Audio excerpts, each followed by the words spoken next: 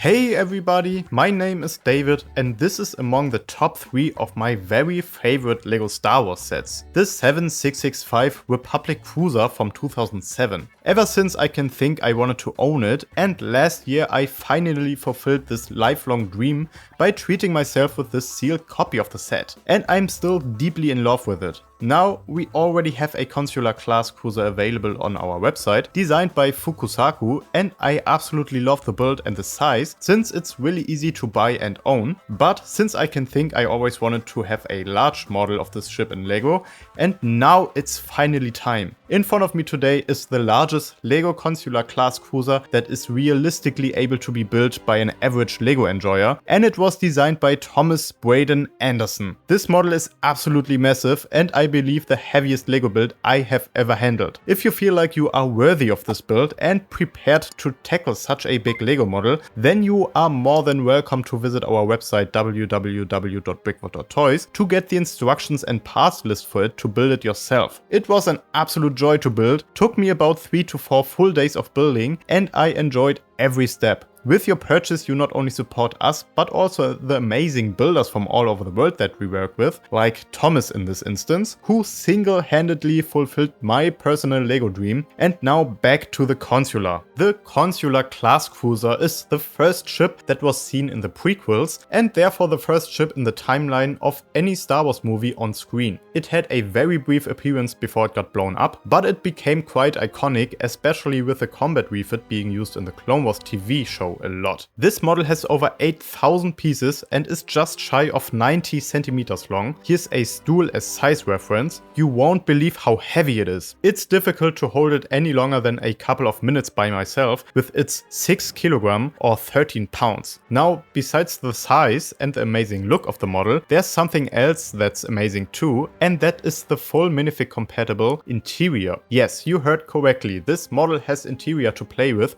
minifigs. Don't get me wrong, this is not in any way, shape or form minifig scale. In fact, I'd say it's around half minifig scale, but Thomas decided that the space has to be used for something. As you can see, the details are meticulously crafted from front to back. There are studs intentionally shown so this doesn't look just like any replica model, but it's obvious that it's LEGO, which makes this 10 times cooler. Also, making the ship full snot would increase the parts count by a ton. Despite its size, Thomas did not cut corners. Starting in the front, we have some accurate color blocking going on, as well as the cockpit that you can barely look inside. If we take off the roof, which is attached with 6 studs, you can see that there's space for 2 pilot minifigs inside, and they can actually look out the windscreen, which is dope. Below the cockpit we have the cone-shaped escape pod. I also have to mention my favorite LEGO technique being used here, which makes use of panel pieces to cover up gaps. The escape pod also has an interior that's accessible by taking off the sidewall. Inside we have a chair and a table with a hologram of the planet that they're traveling to. Further back we can see the main body of the ship that has a ton of cool details sandwiched between 2 panels. Said panels can also be opened up or taken off completely to reveal the next and biggest part of the interior. The frontmost compartment is used for storage. We have 3 different types of containers here that you can fill with all sorts of stuff that you need for your diplomatic mission. Right behind that there's a desk on each side that has a keyboard and a screen for all sorts of bureaucratic work that has to be done. And next to that we have a dorm with beds for 4 people in case your travel is a little longer.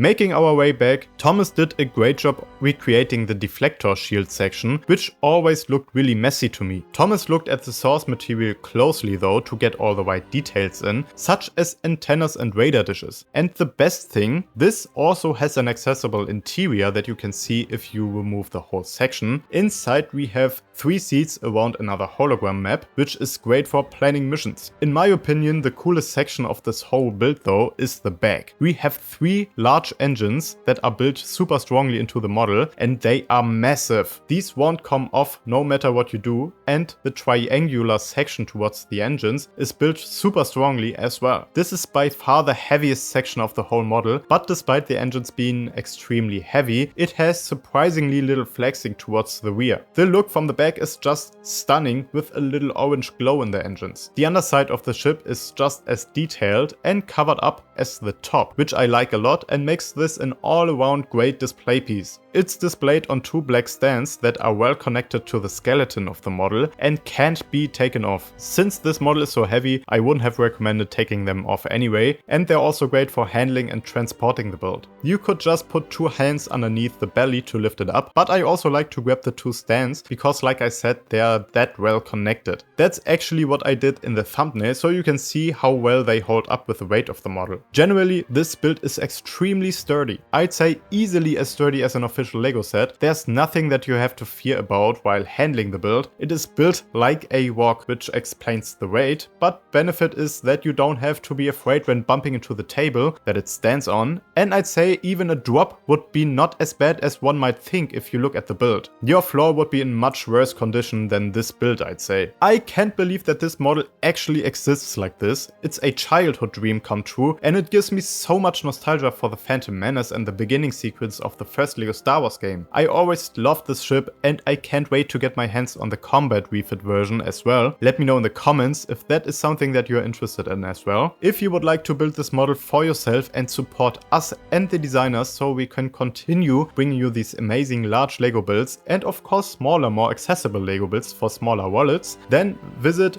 www.brickvault.toys or click the first link below in the video description. Thank you everyone for watching and supporting. Make sure to like if you enjoyed this week's build and subscribe for even more, and we'll catch you next time at BrickVault.